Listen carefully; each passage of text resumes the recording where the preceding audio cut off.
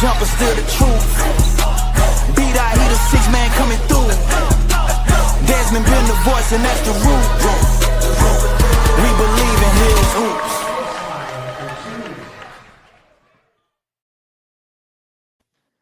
I promised my mom at Thanksgiving I would not cuss on this episode. So, Mom, this is for you. I'm not going to cuss on this episode. Welcome to Bleav in Hills Hoops here on Bleav Podcast Networks and TobaccoRoadSportsRadio.com. Desmond Johnson in the house with PJ Hairston and Daht, 6-man of Tar Heel basketball.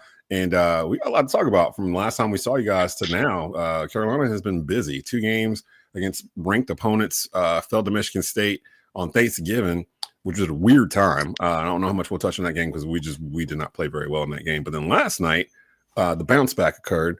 Carolina in an up and down matchup against the University of Kentucky, and they win 67-64 as Kentucky just decided not to score for the last half of the second half, really.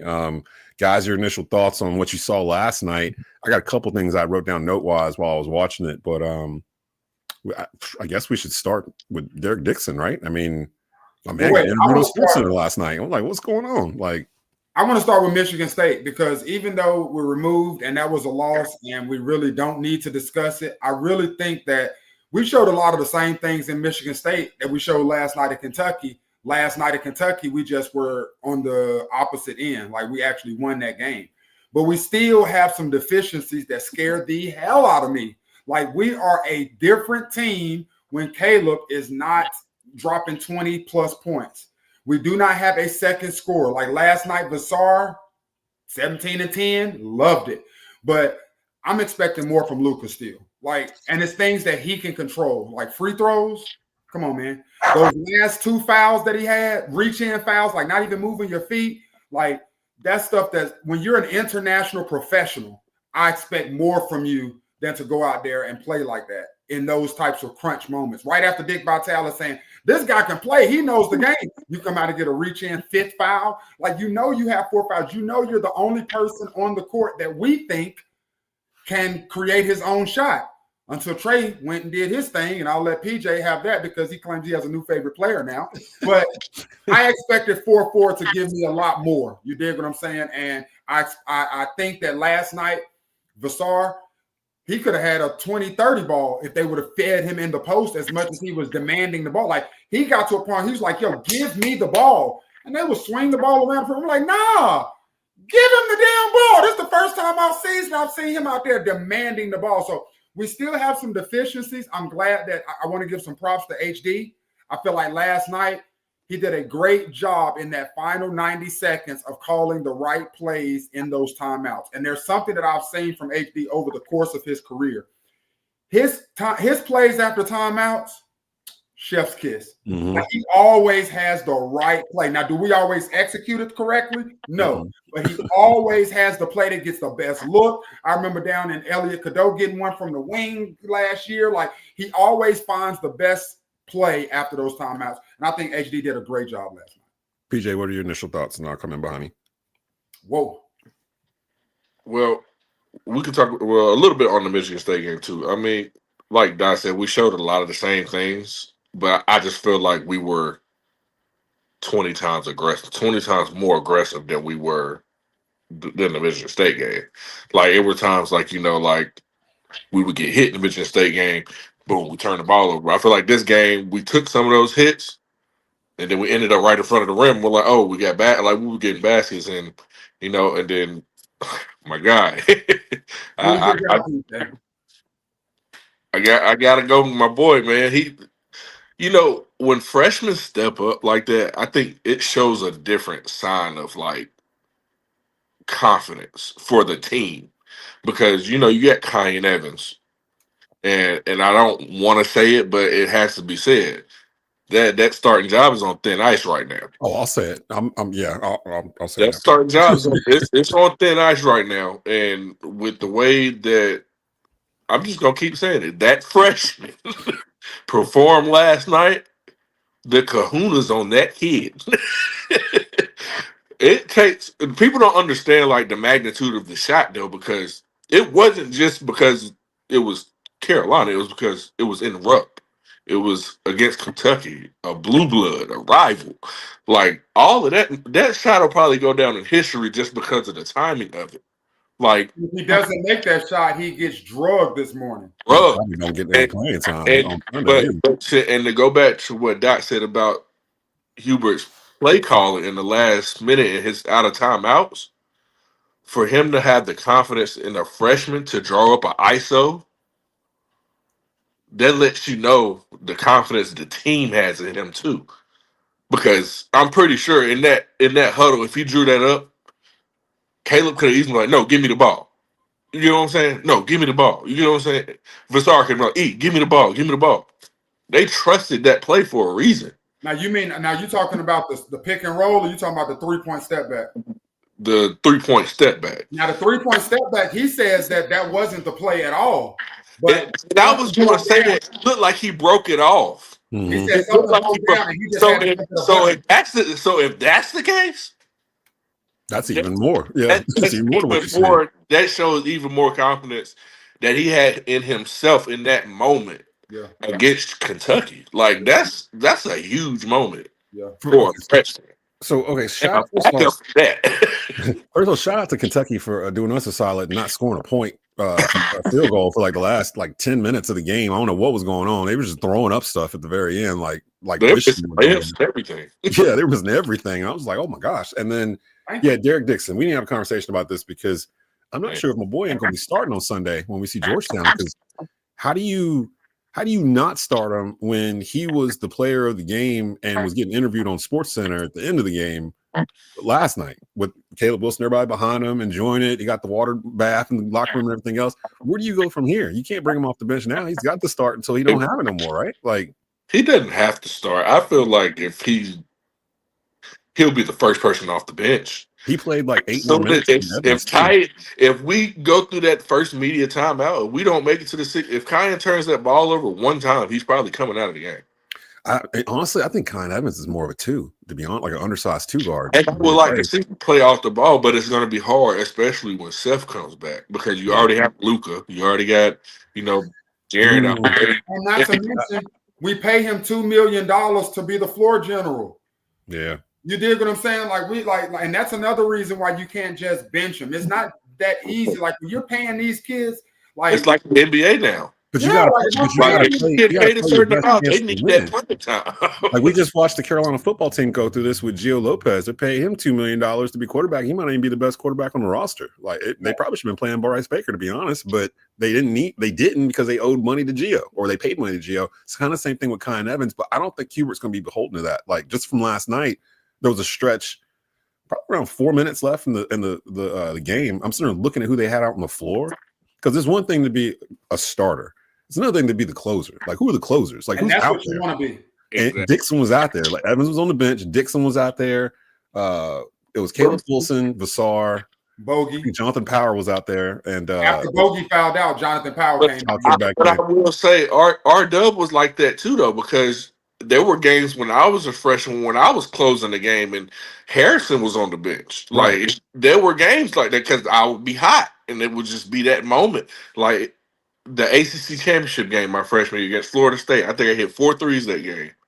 And I think maybe, I don't know if HB was off or what, but in those last moments, I was getting the play calls. Like, I took the game tying shot. If anybody even remembers, I missed it. But, I mean, just to have that moment as a freshman and for Roy Williams to draw up a play for you to hit a game-winning shot, it's just, it goes back to that. So, I mean, I feel like Hubert, in that sense, will probably go with the guy who's had a better game.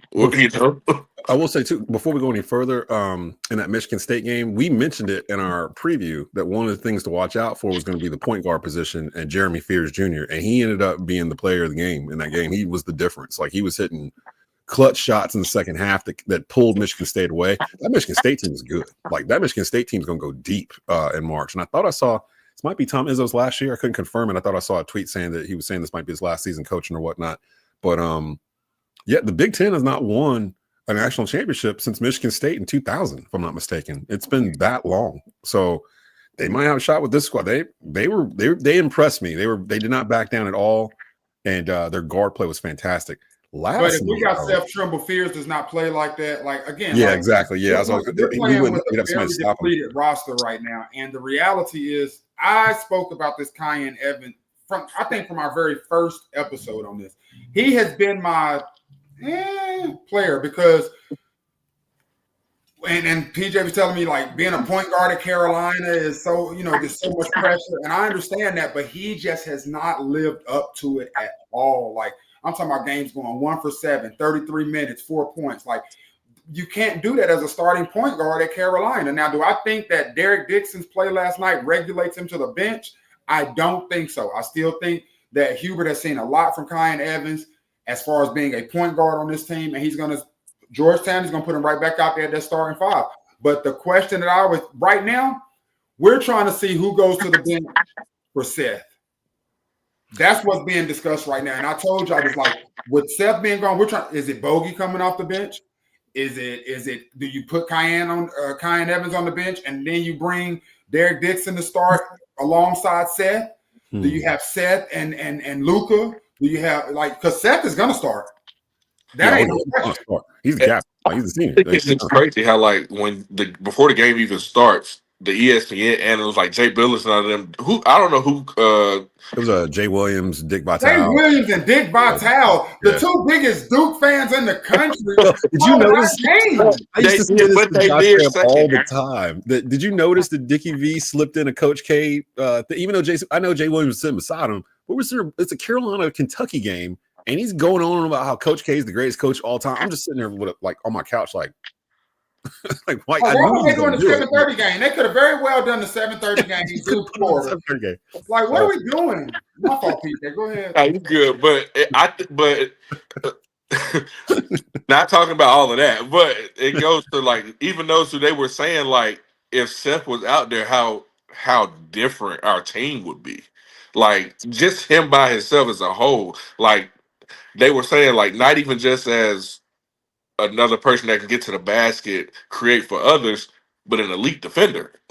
He changes the game in so many ways because now your best player is under his average because of Seth. Yeah. I just feel like guys now are a little bit too comfortable with our defense and they pick and choose who they want to go one-on-one with. And we can't just switch Seth on them. You get what I'm saying? I think it's Luka. Luka's the defensive liability. And he's a professional. How is he a defensive liability? He don't play defense. He don't really play defense. Point. But how are you a professional and you don't play defense?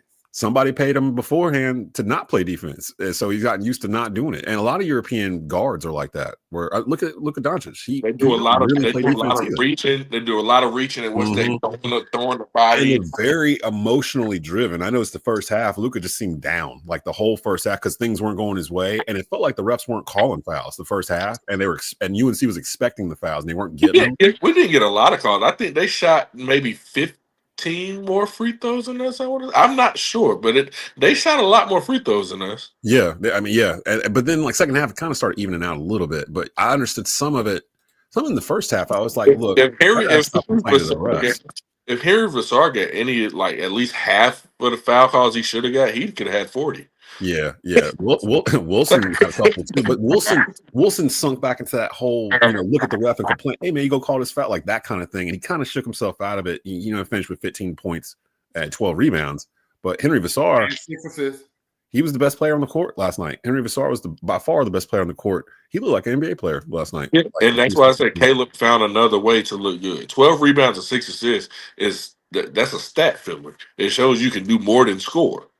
It shows when you get double teamed, you can create. Yeah, he's a freshman. He's going to force a couple of those shots because, he's the star. But at the same time, he knows he gets it. If that double team comes, he always swings the opposite. It almost felt like, too, last night was the first game where Carolina ran into a team where their post players were, hindering what we wanted to do, height-wise. It wasn't as easy, some of the other games we've watched them in where – dump it into Veesar, dump it into Wilson. They'll do their thing because they're going to overpower whoever it is that's defending them. Kentucky kind of had some length to them. They had some during the Michigan State game too. It's different. And that's why we got exposed because our guards weren't hitting perimeter shots. Like, we're not going to always be the biggest team on the floor. And to your point, Lamont, you posted on a second ago. Like, I agree, and we've spoken about that on the podcast. Like, Jaren Stevenson plays like a role player when he's really an alpha. Like, and I need him to know that he's an alpha. You dig? Like, I agree. Veesar cannot play the entire game, but who do you trust? You don't trust not Washington, but you don't trust James Brown. They are like, I don't think. Do y'all think Zayden is as bad as they say on social on Twitter? Because they hate Zayden on X.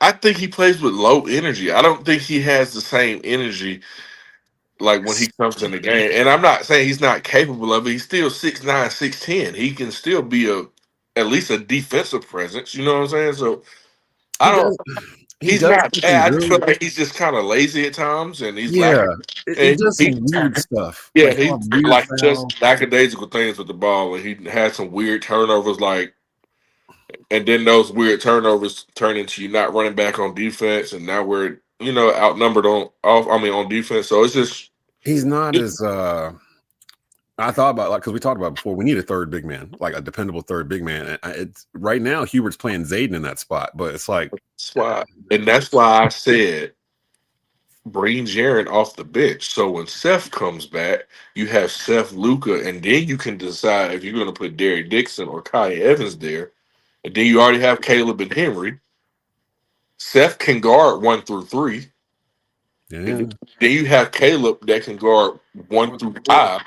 Right, 5, fair. So it's like you won't have a mismatch anywhere still. So you just will be bigger than everybody else. But at some point, being bigger is not always the best case. Right. And that's kind of what we saw last week. Because if Jaren Stevenson at 6'10", 6'11" can come off the bench as our sixth man for Caleb or Henry to spot them 6-7 minutes, he'll play for a while because he comes in for, say, Caleb for 5-6 minutes. Caleb's going to come back in for Henry. So Jaren's still going to be in the game. And then throughout that process, he can still be swapped in from the 3 and the 4. So it won't be like he won't get the same amount of playing time. It'll just be a different strategy. But the most important thing, and answer this for me, PJ, because this is something that I tell Zay all the time. Like, of course, everybody wants to be a starter. Like, you want to be your name introduced, you come off the bench, and they say, and a PJ Hairston. But is it more important to be a starter or a closer? A closer, for sure. You want to be the guy in the last 5 minutes. You want to be in that 5 in the last 2-3 minutes of the game. Right. If you don't come out at that media timeout the last 4 minutes, you're in there. You're in crunch time. That's what stuck out to me last night. The Dixon was you're not in foul trouble. You're having a good game. You're in crunch time. Yeah, and Dixon took the bull by the horns. Like, I mean, and he controlled the offense well. Like even shots that he missed showed that he could still get past his defender. And I felt like that's why he got that step back off, because the defender was so worried about him getting past him. He played it so hard that he ended up wide open. He kind of feels like Marcus Page a little bit to me in terms of his pace, like the way, because he's not the fastest. Yeah, because he's not the fastest, but he can shoot. I think he can. I don't know who's the better shooter between him and Kyan Evans, but Dixon's more unconscious in terms of letting it go. Now Evans is more confident, that's for sure. Yeah, he's way more confident, and he got to the cup. Like, I mean, he's way stronger than what he looks too. Yeah, and he's a freshman, so like, I mean, that mentality, you don't teach that mentality. You're either that or you're not. Like, he was like that in high school. He was like that in middle school. Like, he was like at every level. He was the guy that was probably taking the last shot for his team type of thing. For him to do that as a freshman, game 6 at Carolina, where he came off the bench and he's closing the game against Kentucky at Rupp, that's Hubert kind of saying, this is my guy. This is my dude right here. That's why I said that moment is bigger than people even realize. Yeah. And it's different when you're recruiting somebody out of high school for a year, 2 years, whatever it is, following them around, calling them, checking on their mom and all that stuff, and getting somebody from another college and having them transfer in. It's a different kind of recruiting in my mind. So, like, to me, he is more invested in Derek Dixon than he is Kyan Evans, even though they paid Kyan Evans more money than Dixon to come over. You know what I mean? It's a better chance. It's going to bleed over. He was going to play the guys that he believes are going to be here for 2-3 years that are like homegrown Carolina guys. Because I think what's going to end up happening, he's going to always get 2 or 3 dudes. He's going to get like a 5-star kid. He's going to get 2 or 3 freshmen like wing players that he can basically groom and cultivate out over 2-3 years. Like nobody expects Derek Dixon to be gone next year. Like nobody expects him. You know what I mean? Like he'll be here for a couple years. Now that was what I was about to ask you, Desmond, because is this one of those situations where if HD does not start Derek Dixon this season, do you see him hopping in a transfer portal type situation? Because I don't. It depends. Like I don't think so. Because he's already getting minutes now, like early. Like once we get into conference play, I think Hubert's going to have this rotation down to what, PJ, 8, 9 guys probably. Yeah. Somebody's going to be odd man out. And then when you live those moments like he just lived last night, stuff like that makes you want to stay. Like, where else is he going to go? Where he's going to be on SportsCenter at the end of the game after beating Kentucky? And I don't know. It just. I'm about to say, like he could be anywhere. They had freaking Carmelo's son on SportsCenter last night after coming off the bench and hitting a couple of baskets. Well, that's his last name's Anthony.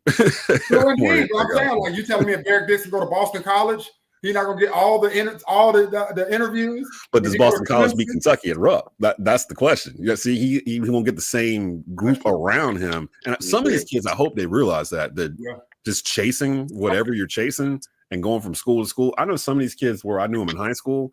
And now they're like juniors or seniors, and they've already been at 4 schools. Like they've already bounced around just from different places. A lot of it's football, where they got moved to different positions and all this other stuff.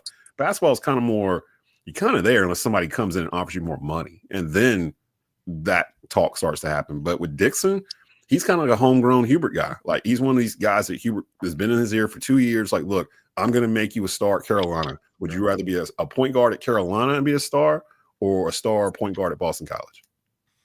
You know, that's really the argument. Like, I mean, and if he can do that, he enters like a lineage of point guards at Carolina that we're doing the point guard thing right now. Like where we're going through like decades and decades of Carolina point guards. And we're just like, oh man, how did this guy get left out? How did that guy get left out? Right. With that moment last night, he definitely had a chance. He definitely has a chance. If he can thrive in moments like that against big teams, against rivals, he'll forever be indebted. yeah, he won't be forgotten for sure. And then, I mean, between him and Wilson, the 2 freshmen that are getting the most minutes right now, they're playing great. But again, Henri Veesar, I did not expect this from him when we signed him. I didn't know we were getting all this. Like, we haven't had a center like this ever. Because even Armando wasn't exactly like this. Like, I don't think Veesar is better than Armando, but I think that he has more in his bag than Armando had, if that makes sense. And and that's surprising because like he's got like jump hooks and like these little moves around the post and 3-pointers. Like when he shoots the 3, it's not like I'm like, no. Yeah, what are you doing? No, Armando, no. He misses it. I'm like, I know he can hit that shot. Yeah. Armando would take 3s. You'd be like, Armando, what the hell? No, it's crazy. It has nothing to do with anything now, but Armando's a great 3-point shooter now. I saw. I see. Like, where was this at? My boy got a thing on him now.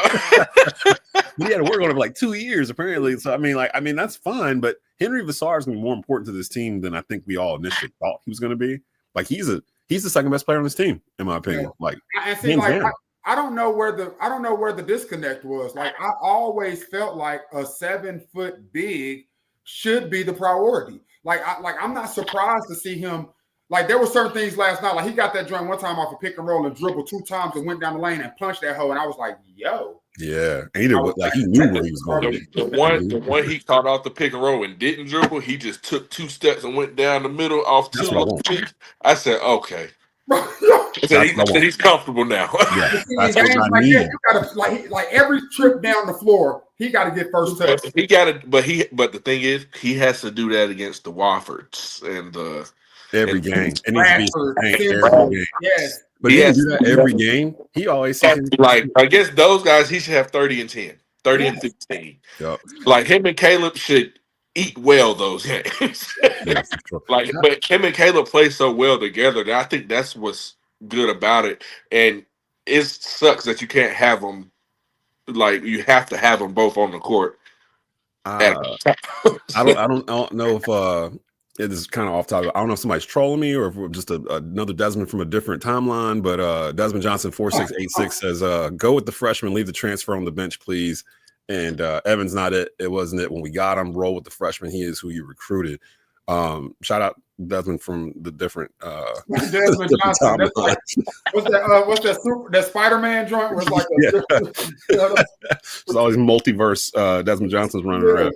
I'm glad we're all Carolina fans. So yeah, we're all doing the but last night I felt like at the very, very end, I was like, I don't want this to be they lose this game at the very last second. I felt like they weren't going to. Like that was the thing. It was like Kentucky's leaving the door wide open. All we gotta do is just string together some defensive stances and just make sure they don't continue to hit anything, get the lead, force them to make a play. And that's kind of Kentucky felt rushed the last really second half of the second half. It felt like they were just throwing everything up the goal. You and PJ from because I was confused as to why they were missing so many shots. Was it Coach Pope not having them to run sets? Was it our defense? Was it just them not being able to make baskets? Like, how do you go 8 minutes without a field goal and still have a 56-50 lead? Some of those were bunnies too, though. I will say our urgency. I'm not going to say it was all our defense, but our urgency on defense picked up a lot. When Caleb blocked that shot, that changed a lot of the momentum in the game because that was a wide open layup, and that could have put them up 8. Caleb blocked that shot, he down the score. Mm-hmm. That was 4 as opposed to being down 8. Yeah. So when he blocked that shot, I think that kind of switched the momentum too. And if we played them today, they'd probably hit half those shots. But we would too. Yeah, because we weren't playing very well either. We hit 4 threes? 5? Yeah, we had another bad night from 3. That was something I took away from this game too. Like a friend of mine was asking because he was going to bet on this game. I was like, I'm not a bet man, but I will tell you, if Carolina shoots 35-40% from 3, they're going to win the game. Like that's just kind of the way they're set up. They're all shooters. But if they don't do that and they're shooting like 4 for 20 or whatever they did against Michigan State, it's going to be a dogfight, and it's going to come down to whatever Caleb Wilson and Henri Veesar did, really, unless some third person stepped up. And look who last night it was Dixon. So, I mean, even I'm looking at the box score. Luka had 12 points in 29 minutes. How many threes he hit? That I don't know. Hold on, let me go check because I think like 2. I think we were 6 from 20 from 3. We were shooting 30%, but Kentucky was 1 for 13 from 3. You see what I mean? They are pissed. If you're a Kentucky fan, you are livid because you got beat last night by a team that is limping. We really couldn't figure it out at certain points. Like it was just grit on grit in that game, and we were the grittier team. We hit the bigger shots. Yeah. We hit the bigger shots when they counted at the end of halves and stuff, and they outscored us in the paint, 42-34. You know what I mean? Like they had more steals. They had 8 steals. They had 7 blocks. We had 2, but they only had 8 assists for the whole game. I think the 2 blocks we had came in those last 2 minutes of the game. One of those was that Caleb Wilson block. Yeah, and I think you know what I'm saying? So, like we made bigger. Like their plays came early in the game. We made all our plays down the stretch, like the last 3-4 minutes of the game. So let me ask you guys this then, as we turn our heads towards Sunday in Georgetown. Is that at home? Is that the Dean Dome? Okay, so Georgetown, Carolina. It's a 5:00 tip-off. Based off of what you've seen from these games, and now they've played some teams. They've played Kansas. They've played Michigan State. They've played Kentucky. We kind of got an idea. Okay, this team's makeup's a little different, where they don't back down from the big games. Like we've had Carolina teams in the past couple of years that kind of shrank under the pressure, like of the spotlight, and we've had some where they won some games we didn't expect them to win. This team is kind of constructed where I expect them to be in these big games, like all of them, because they've got enough shooters, they got enough bodies to do this, like the talent. Going against Georgetown, I imagine Carolina's going to be favored in this game. I'll go look up the line here in just a bit. But what do you want to see improvement-wise from what you saw in Michigan State and Kentucky on Sunday against Georgetown at home? Because I imagine they're going to shoot better in the Dean Dome than they have the past 2 games away from it. That's it. Shoot better and make free throws. Like I'm gonna be completely honest. If we shoot 40% from 3 and 70% from the free throw line, we're blowing cats out. Yeah, we shouldn't even be losing about 10, at least 15. Yeah. Like if we play good on Sunday and we hit shots. We hit free throws. We play defense. We do what we're supposed to do. We do what we know we can do. There's no reason we shouldn't beat Georgetown by 15 points. And I'm gonna piggyback off of what PJ said a second ago. Like, this is a game where Caleb and Veesar should eat. Like, the game that Veesar just had, like 17-10 in Rupp. Like, I hope he realizes, like, that's not a normalcy. You know, something like bigs don't just go in Rupp and drop 17-10. Like, and you really could have had 25-12 type joint. So when you're playing a Georgetown at home, like, you should really give us a 30-15 game. Veesar, like, it's there.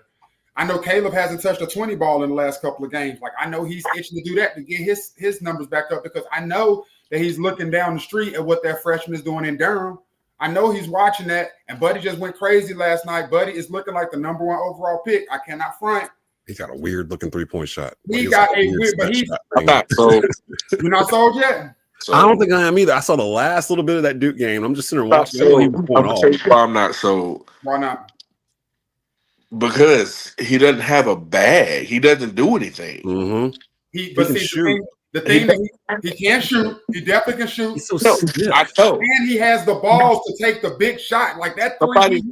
Somebody made a huge point yesterday. I was talking to somebody. He's 6'9", a 6'9" center, not a power forward. Not going to be a center in the league. No. I could be a center in the league. And then he has to switch his position. You got to think about this.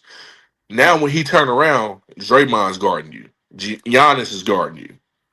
Who else? Julian Randle, Zion Williamson, Joel Embiid. Like those guys that are guarding you at that power forward position. Like, it's going to be tough to be a 6'9" center if that's where you're going to take the route. But it's also going to be tough switching from being a 6'9" center to a 6'9" power forward in the NBA. Now, transitioning to the NBA, I do believe that there will be some difficulty. But as it pertains to the college game, yeah, for sure. Ain't too many that can handle it. Like, he can give you bully ball inside. He plays like Tyler Hansborough. He does. That's what it is. Yeah. But with just a little bit more swag, though. Just a little bit. Of course. Yeah. He's like stiff. He shoots a tad bit better. He's stiff. He's so stiff in his movements. The way it's not fluid looking when you watch him, but he gets buckets. And that's Tyler Hansborough. Tyler Hansborough was it wasn't pretty, but it was buckets. Yeah, it'll get you 25 easy. I didn't realize Boozer. Yeah. He scored like 30 points in like 3 straight games or something like that. They showed the graphics 29 last night. Like, yeah. I be like, are you I'm not knocking his game at all. No. He can play. But my point is, I know that our 5-star is looking up the road and seeing what that 5-star is doing, and he's like, "Yo, I know I've been playing efficient. Well, not even so much efficient. I know I've been playing well, but I got to get my stats up, and we really owe it to him to help him get his stats up, because he needs to be in those conversations with AJ and the dude in Durham and all of those guys, because he is that." Yeah, right now it's kind of separated for those 4: AJ DeBonsa at BYU, Caleb here, Boozer at Duke, and the kid at Kansas. He ain't playing right now, but he a dog though. Yeah, those seem like the top 4. Henri Veesar should have Cameron Boozer X'd on his calendar, because that's going to determine a lot of his stock too. That first Carolina Duke matchup, when they get to play against each other, determine a lot of his stock too. Mm-hmm. That can change a lot of perception. You have a great game in Cameron against Cameron Boozer or whatever. So we'll see. But also, one more thing about Georgetown. I said this when we first started the podcast too. The most difficult job this season is HD figuring out who to play and when. Like, again, like, hats off to HD for playing Derek Dixon down the stretch versus Evans. You dig what I'm saying? Like, and it's so easy to hear the rumblings. It's so easy to know what was paid for this. And you know that Kyan Evans can hoop. So it's like, do I put him in this last couple of minutes to hopefully he gives us something? Do I just say he just ain't got it today? I'm going with the freshman and trusting his gut and going with the freshman, and then the freshman proving that this was a great decision. Like, hats off to HD, but HD has a very, very difficult season ahead, man, because he's going to be in that type of situation a lot. I would say that Hubert probably prefers to have this situation than what he had, the previous couple of years where he didn't have enough bodies to get out. You thinking about playing Paxton Wojcik or trust me. I told somebody this on Facebook. I said this is the first time Hubert has had this many scoring options on one team. Yeah, easily. He picked. I said even going back to our team. Yeah, he didn't even have this many scoring options. Right. To that point, like the two best teams HD has had have been what? His first year team, and that the one. Hairston Ingram. Hairston Ingram. Those two teams didn't have this type of quality wins at this point in their seasons. You dig what I'm saying? Like, right, exactly. That's what I was saying. Like we were always Kansas 6-2 and Kentucky. Like we ain't done that. I think I saw since the 81-82 season where we beat Kansas and Kentucky in the same freaking season. Like we don't do that. Yeah. And then like just to have these quality wins, like those again, that Harrison Ingram team and that Armando Caleb Love team, they didn't have credible Q1 wins this early in the season. We're 7 games in, bro. And we normally we're like 5-2 or something. Bro, we've lost to Michigan quality State. Wins. Yeah, we've lost to Kentucky. We lost to Kansas, and we're sitting there like, we just need one quad one win. We need one quad one win so we can have a chance to. We got like 3 quad one wins already. And that's Carolina basketball. I feel like we're finally back to like, people used to clown me because like your expectations are too high. I'm like, no, they're just right. Like I'm a Carolina fan. We expect this. Those are our expectations. This is our expectation. And you look up. Your expectations are too low. Like you need to come up and be a Carolina fan. How about that? Instead of clowning us for liking winning, how about you stop enjoying losing? let's go that route. Let's before we get out of here, we've been doing our Legends series on point guards at Carolina, and so far we've gotten 2 decades into it. We've got Joel Berry won from 2015 to 2024. Ty Lawson was ours from was that Ty from last time? Yeah. 2005 to 2014. Yeah, it was Ty. We picked Ty. So we are at 1995 to 2004, and your selections here: Jeff McInnes from 95 to 96. He was a starter with Jerry Stackhouse, Rasheed Wallace, and those guys. Ed Cota, 1996 to 2000. He was the primary point guard for all 4 seasons. They went to 3 Final Fours with Ed Cota. Ray Felton. Gosh, man, that team should have won at least one, man. Yeah, because he was the main point guard with Vince Carter and Antoine Jameson and those guys. There's no way that team does not cut down nets, man. I know they lost to Arizona one year. I can't remember who else they freaked out. Oh, God, I still remember that. It was a Final Four game. We could not hit the side of a barn like the whole second half. I think Vince Carter missed like 19 shots in that second half. It was crazy. There was one we played Utah, I think, in the Final Four where the same thing kind of happened, and we just couldn't. It might have been next year, like 98, because I think Arizona was 97. Yes. I think they won the whole thing. But yeah, those 2 years, and Jameson and Carter stayed 3 years. They're here till junior year. So I always tell my friends, though, the what if, the biggest what if in Carolina history, if Jerry Stackhouse and Rasheed Wallace had not left after sophomore year, Dean Smith could have trotted out a starting 5 of I don't even want to say it out loud. Jeff McInnes, Vince Carter, Antoine Jameson, Rasheed Wallace, and Stack. That would have been the starting 5. Yeah, and didn't Brandon Haywood? When did Brandon Haywood come in? 97. He was 97. So like he would have been the backup center. He would have had like unreal. Who else was on that team? Oh my gosh, you would have had like. NIL started then. Yeah. I'm just sitting back like Dean Smith. My Lord, at the end of your college career, he was bringing in the big guns. Like Rasheed Wallace was the number 1 player in the country. Like when he got him in here, like Vince Carter was like number 5. Like and Jameson was just nobody really knew. People knew about Antoine Jameson because he was in Charlotte, but not nationally until he like his first game here. And then it was like, player of the year, national player of the year. National player of the year. Yeah, we were that close. We were that close to having a squad like that. If they had both stayed. And Carter and Jameson would have been freshmen, and they would have been juniors, and they would have eventually cracked the starting lineup. Can you imagine Stackhouse and Carter on their wing?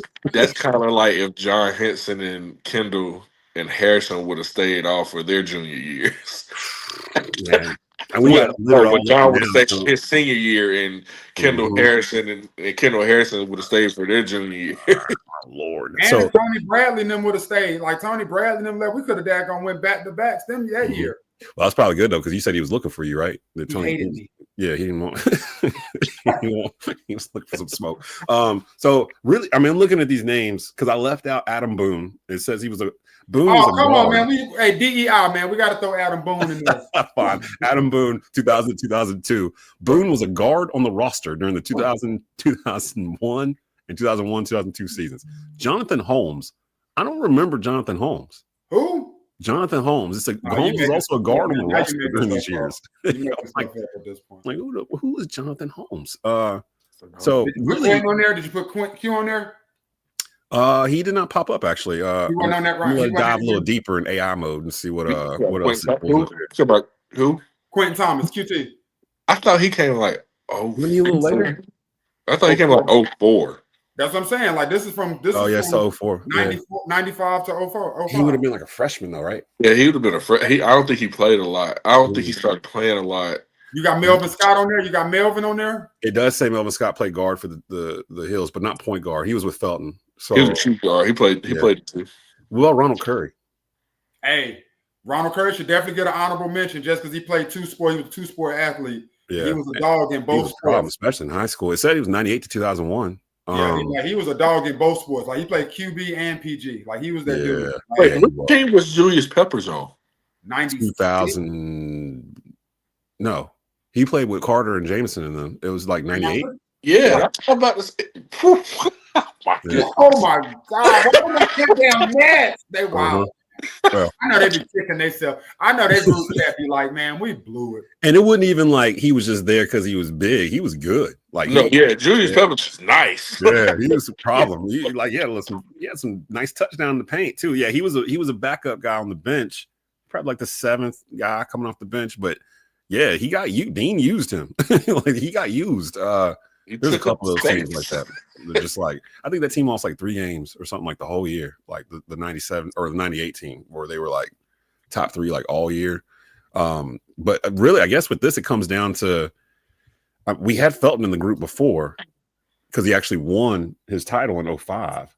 Because really, this stretch of Raymond Felton is when we were down. You know what I mean? Like this was before Roy came back, like home. This was Matt Daugherty, like 2002, 2004. So. When did Roy come back? I thought he came back 02, 03. Yeah, Roy came back to like 01, 02. It was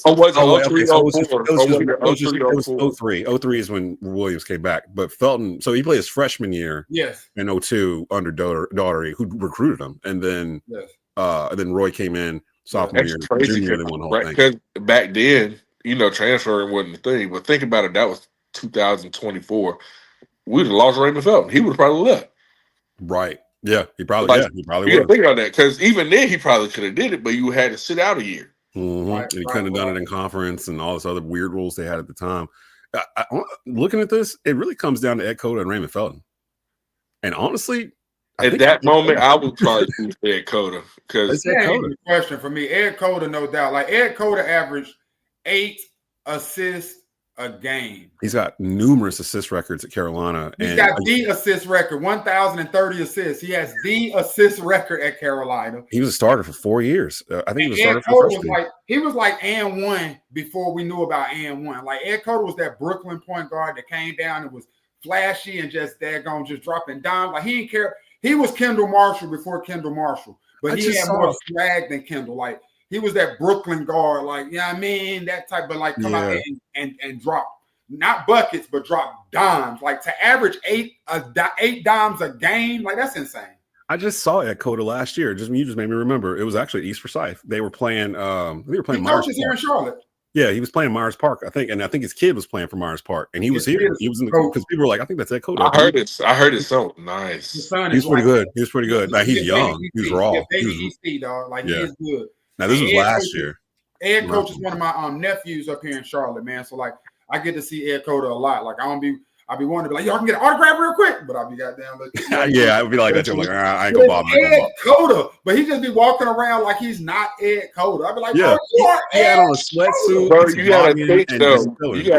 No, that's how we used to walk around like that. Because to us, we're normal people. Right. You get what I'm saying? We don't look at ourselves like how the normal fan would. You get what I'm saying? Mhm. So like when we walk into like Walmart, we trying to, go get some toothpaste. Like is that PJ Hairston? Like I swear it was times where I would go to Walmart there, what was it, 15501 right there. That split before you get to Durham. Yep. Mm-hmm. That was the Walmart I had to go to get like all my toiletries and stuff. So I would try to go in like right before they closed. Like, I would try to, and this is when it was right after they shut down the 24-hour Walmarts, but it was like Walmart closed at midnight. So I was trying to get in like 11:40, try to stroll through, grab my stuff. No. Oh, PJ Walmart. Yeah. Bring grandma down here. I thought there's people running in the door with their phones. I'm like, yeah. So it's got to be Ed Cota. And again, I didn't realize it, but I sat there and watched every game. Ed Cota led these Tar Heels to 3 Final Fours in 4 years. That's insane, bro. Like, I'm trying to think of any other point guard. I think Phil Ford is the only other one I could think of that went to at least 3. Because I think Phil went to 4. I think he went to the Final Four every year he was playing. I think, which is why Phil Ford. We're gonna get to Phil when we get to the second. We only call him Phil Ford. We call him Phil Ford. Yeah, for real. But I think Phil's the only one's been to 3. Because I'm trying to. Is there any other point guard that's been to more than 2 Final Fours for Carolina in my lifetime? And I can't think of one other than Ed Cota. So I mean, Ed Cota.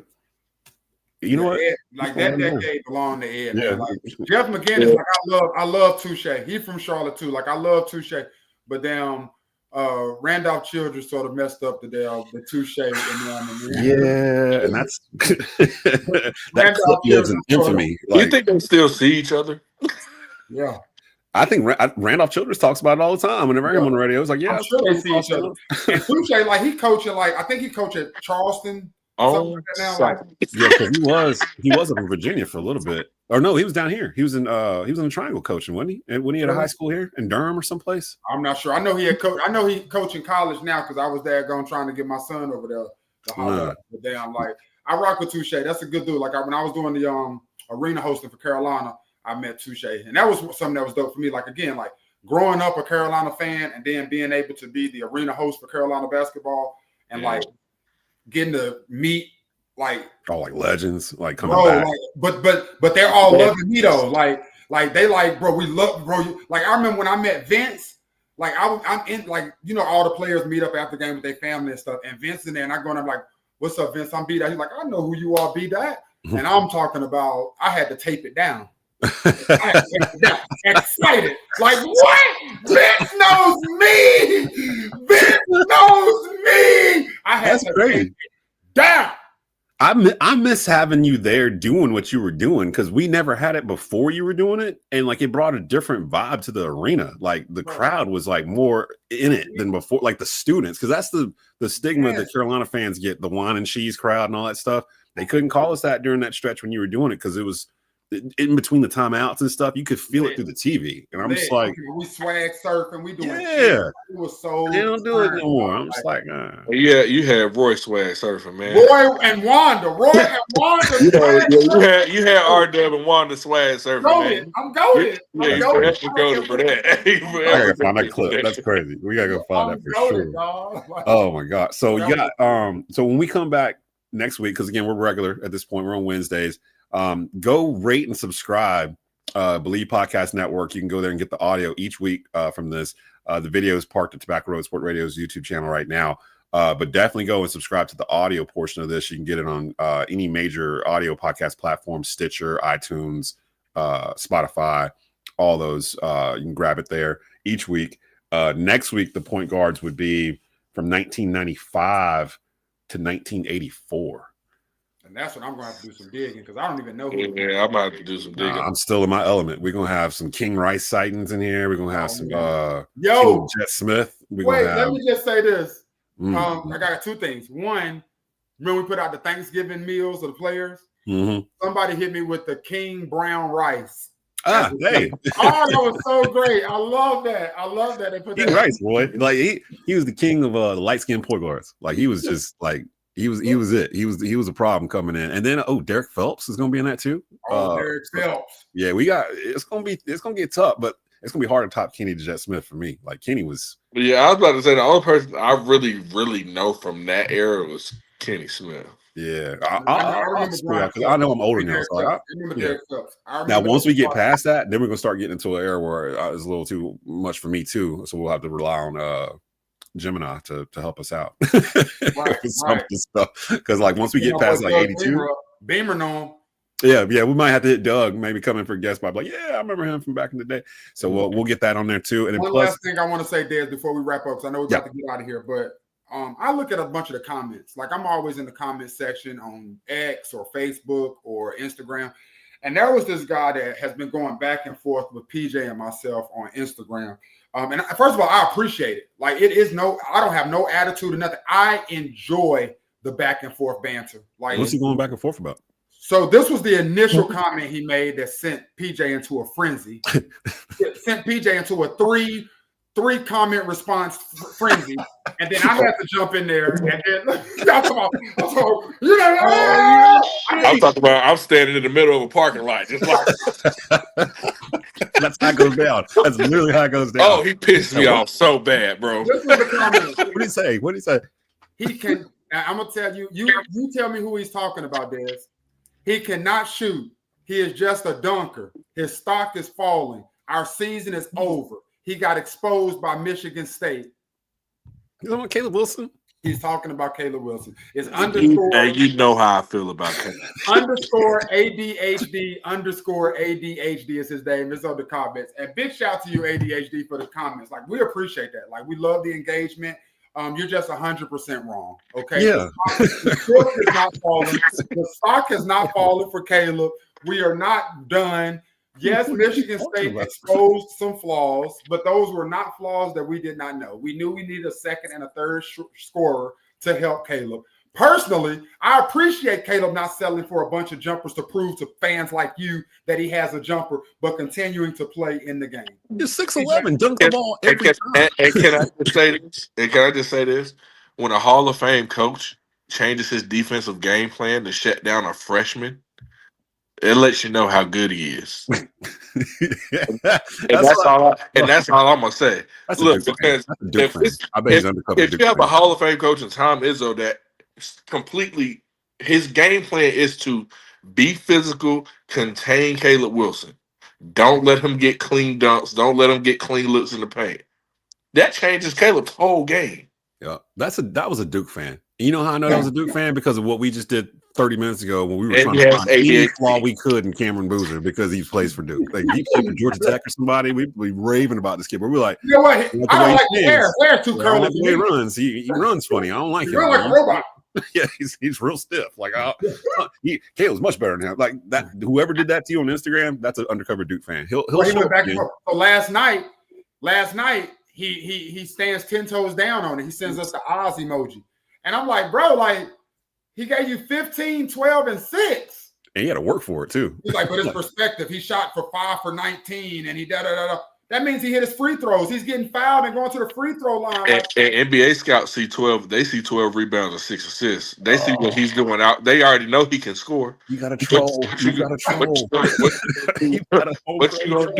What you gonna do when the pressure's on you and you getting double teamed every time you touch the ball? Get 12 rebounds and 6 assists. I think it's like that on my best player. Do you think it's going to continue for the rest of the season with this guy? Like, I hope so. Hey, what Kodak Black say? I hope so. I hope so. You got to troll. Y'all got to troll. I see. I'm not on IG like that. Like I just go there, post up, and I leave. But like I don't do a whole lot. Maybe I need to start. We just start. He made me turn my notifications on. I was ready for him to respond. Don't block him. Don't block him. Let him go. Let him go. I'll keep him on. Nobody gets blocked. Whatever you put up there, like, but again, it's about the interaction. It's about the engagement. I don't expect all Carolina fans to have the same viewpoint. Oh, that's what makes us Carolina fans. The fact is, we all believe in Heels hoops. And honestly, the reality is, we all just want to cut down some more nets. Like we haven't cut down nets in so long that it's like we just itching to cut down nets. And we thought we was gonna cut them down a couple of years ago against Kansas. And halftime, we went in the damn locker room and didn't drink our secret sauce and came out and left and gave up a 16-point lead. But I feel like Nets are in the near future, man. You know, it's crazy. You say we haven't cut down nets in a while. I mean, we just did it 7 years ago. Like, but that's the Carolina standard. You know what I mean? Like, meanwhile, Duke ain't won anything in going on 15 years plus or whatever, and hasn't even really been. Well, it was close last year in the Final Four, but we all knew it was close. No, they won. They won that year. Quinn was there. What was that? 15. Oh yeah, you're right. I'm thinking 2010. Yeah, so it's been about 10 years. It's been 10 years since the 2015. Either way, they're still playing catch up, so there's nothing to talk about. And they should have more rings just for the amount of sheer NBA talent that's came through Durham in the past 15 years alone. Like, I mean, that's because they know it's gonna be a short trip. No, they ain't got to. They know they don't have to. Finish their education there. They can get rich after a year. It's 8 months and they out. Like, I bet half of them kids ain't even. That's all the conversation. Look, I bet RJ Davis or Armando Bacot are going to be well off for the rest of their lives. I think so. I think they'll be just fine. And I see that argument all the time from different. Well, we got more NBA players. I'm like, we got more graduates. We got more graduates. After that ball stop dribbling, then what are they doing? What are they doing then? Because Armando got a whole apartment complex. Right? Yeah, a bunch of Taco Bell franchises and stuff. Like, I think I'd rather do that. And doesn't Seth own like Ben and Jerry's? Yeah. Ben Jerry's. Right now. Yeah, he owns one in Chapel Hill. Yeah. So come on, man. Sometimes it's not all about where you get picked. That's generational money. That Ben and Jerry's gonna be there for 50 years. And as long as Seth Trimble walks in the building, he's gonna be able to, like, Tar Heel fans are gonna support that Ben and Jerry's forever because of Seth Trimble, dog. See, and there's only like 6 spots like that in the country, like in terms of where you can go to school, play basketball, and have that kind of. And even I say 6, but really, honestly, Carolina is just. We say we're different, but people don't understand it. Like Duke has tried to copy it with the brotherhood and all that stuff. When I was a kid, that did not exist. There was no brotherhood. Like that just came about when that just started when Quinn and them was there. Yeah. And they kind of made it up to this thing and made it sound like it's been there for 40 years. The Carolina family goes back to Frank McGuire. Like, this goes all the way back to like the 40s and 50s. Like, it's real. You go, if you're an NBA player and you're from Carolina, whatever city you're playing in, is probably a kid from Carolina on the other team that can take you out to dinner and talk to you and do whatever. Or just, you know what I mean? Like, it's all over. The Duke kids, I find it hard to believe that they got that same camaraderie when they're there, to PJ's point, for 8 months and then they're gone. Like, Zion Williamson was in Durham for 9 months. And now he's hurt again.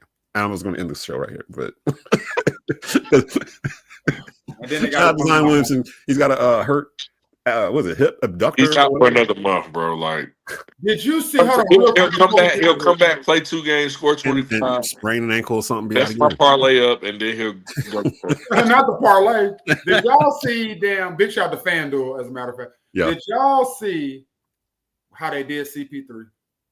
Yeah, actually, that's a good place to stop right here because he wasn't playing a whole lot. But if that's the case, trade him. Like, what's so crazy? I'm sitting here watching. That's what I was sitting here. That's why I'm watching the first thing and I'm reading the captions. And Stephen A. Smith is not happy about that. And I mean, bro, that's a Hall of Famer, first ballot. Mm-hmm. Like Stephen A. said, I don't give a damn what's going on in your organization. He turned your organization around. To Lob City. He turned the Clippers, who was the laughing stock of LA, to Lob City. I don't care if your record is 6-60. Let that man retire, Clipper, because he deserves it. And he was coming off the bench, right? Like, he was fine in the role he was in. And I feel like you can compete, and you don't fire that man at 3 a.m. on a road trip while he's doing his farewell season after he just announced that he was retiring this year. They're like in Atlanta or something. Nasty work, man. Yeah. Do a DMP for the rest of the season. At least let him be on the team. Right. Yeah. You just don't want. So what does that say? Like, does that mean you just don't want him in the locker room? Like, I'm going to be honest with you. I feel like it has something to do with it. Daht knows CP. I know CP. We know the type of person CP is. He probably said something to piss somebody off, being who he is, and they didn't like it. All right. We ain't got to. And he's a vet. Yeah, we ain't.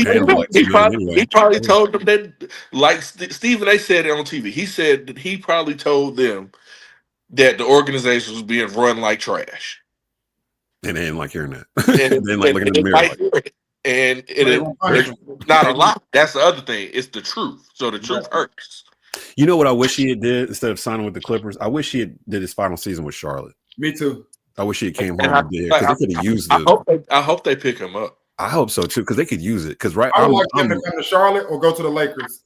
I know he really wants to play with Bron, man. Like Bron is his best friend, so like I know that he wants to have a season with Bron. I'm starting to feel like the Lakers might be better off without Bron this year. Like it feels like he's just standing over in the corner half the time. Like that's a good thing. Somebody made a point. You got Luka going for 40 every night. You got Austin Reeves that's going to give you 20 to 25, triple double. If Luka doesn't, then you got Bron. Bron don't have to score 25, 30 no more. He can go in and give you 10 to 15.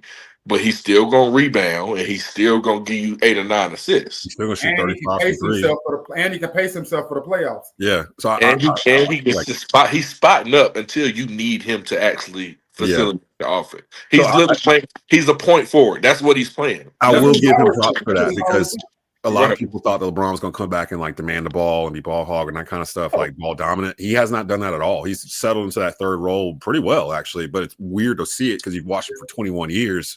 Like dominate the ball, and that's why he's got to be in the third role now because we've watched him dominate for 21 years. 21 years. That's nuts. That's Kareem. That's insane. But shout out to CP. Hopefully they do the right thing. It's the Clippers, so they probably won't. But hopefully they cut you and let you choose to go wherever you want to go. Or go back to OKC. He can go back to OKC with SGA now. And got to play. They got the best chance of winning that thing right now because they won like they're winning 20-1 or something. They lost what? That first game they lost was at the beginning of the season. Mm-hmm. They look good. They're like 20-1 or something weird, like some crazy. They haven't lost in like. Somebody said they might. They said someone said they have a chance to win like 75 to 77 games if they stay completely healthy. Because like nobody can beat them. Like nobody. They like playing with each other too. You can tell. They were put together perfect. Yeah. And they still got all these they still have draft picks. No, they still got picks though. Like and it's from the Clippers. That's the other thing. Mm-hmm. That's what Stephen A was talking about. He was trying to blame it on the GM, saying it was Lawrence Frank.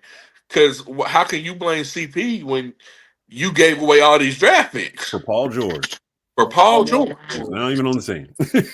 He's not even there. Like Paul George's last year. Yep. They still got picks from when they had I think from the Westbrook trade too. Like when they had him, like, or they might have used those by now. They have like 2 or 3 more years worth of picks. Yeah, so they could literally just keep tinkering with this and stay like average age 25. They're going to be doing the NBA a favor because they're going to have so many players on their team go sign somewhere else and be great role players somewhere else. They'll bring these other guys in that can play. Be a farm league. OKC's about to be dealing out guys and bringing in more first-round picks and bringing in more first-round picks to follow. 2022 first-round pick from Charlotte. I feel like Aaron Wiggins might be one of those guys that might be gone. Yeah. And that AJ Mitchell guy, that's like he's probably going to be most improved in the NBA this year. Send some of them players to Charlotte because no, hey, listen, I'm kind of done with the LaMelo Ball experiment. I am about done, and I never thought I would say that. And I think the coaches too. I would say that. I think the coaches too, because he's not playing at the end of games. I think LaMelo just needs to be in a winning system. You got to think LaMelo's been winning his whole life. Bro, LaMelo ain't won nothing his whole life. No, he ain't never won anything. I mean, he's never won nothing his whole life, bro. The dude was in Lithuania not winning nothing. Some AAU stuff, maybe. But okay, we gave that man everything. We gave him the keys to the city. We put everything around him, gave max contract, let you drive your go-kart on your rooftops. Bags of money. Let Melo do anything he wanted to do. He does not have any room to say he's not happy in Charlotte. If you're still not happy, get your ass on, man. He says he's happy. I think he needs to be on a contender. I feel like he wants to win so bad that it's, you know what I'm saying, that he feel like he has to do too much. But the coaches don't see it that way. They look at it as he's a head case. I don't think it's that. I think he's a head case. DJ. I just want him to stay healthy. Yeah, that's the main thing. You can't say. And then I'm seeing people like doing mock trades, trade him to the Wizards. I'm like, you trade him there, he's gonna retire. I'm done. You trade him there, I give him 2 years. Meanwhile, Con Knipple, I'm saying he's on the Tonight Show. He's gonna be getting interviewed. Knipple is that dude. Like when I tell you the Hornets front office, they have been knocking that joint out the park these last couple of drafts. I would start drafting around him. Yes. If I had to choose between Brandon Miller and LaMelo Ball, which one would you keep? Brandon Miller. That's where I am. 6'9" wing. You can't find those everywhere. Brandon Miller, go find you a center, or hell, at this point, the way y'all losing, you might have Caleb Wilson playing power forward for you next year. How does that sound to you? Caleb Wilson, Concanipple, and Brandon Miller. I'm gonna be real. You could keep Colin Sexton at the point. Definitely. I ain't mad at that. Get you a backup point guard. You might mess around and get Henri Veesar or somebody. Who knows? I'm telling you, man. Who knows? So I ain't trying to tank the Hornets like a month into the season, but the Hornets trying to tank themselves. So I don't really know. Hold on what now. they're going to do. I think Kobe White's contract is almost up too. Listen, stop it. Like I would love to get him out of Chicago. Bring him back to Carolina. Trade LaMelo for Kobe. He go crazy in Charlotte. I feel like go crazy at home. We're gonna wish LaMelo Ball away. We're gonna wish him away at the end of every episode. Like, what y'all think about trading LaMelo to Indiana? Like every episode, we just go throw some scenarios. Trading him straight up for John Morant. We did. That was last week. Yeah, I was like, I can live with that. That'd be fine with me. That might happen. His daddy got to stay home. T Morant got to stay home. Yeah, we don't need that. We don't need that at the Hive. No. We don't need that energy. We don't need T Morant sitting beside the baby going. But you know it's gonna happen. It's gonna happen. Yeah, that's a picture waiting to happen already. I could already see it. All right, we ran a little over, but that's okay. Sorry, y'all. No, it's all good. It's all good. We'll be back next Wednesday, 11 o'clock live across all these platforms. Again, rate and subscribe. Bleav Podcast Network so you don't miss anything and you get an update for when we're about to go on. It'll let you know notification wise that we're about to hit it. So for Daht, for PJ Hairston, this is Desmond Johnson. You've been watching and listening to the Bleav in Hills Hoops podcast on Bleav, presented by FanDuel.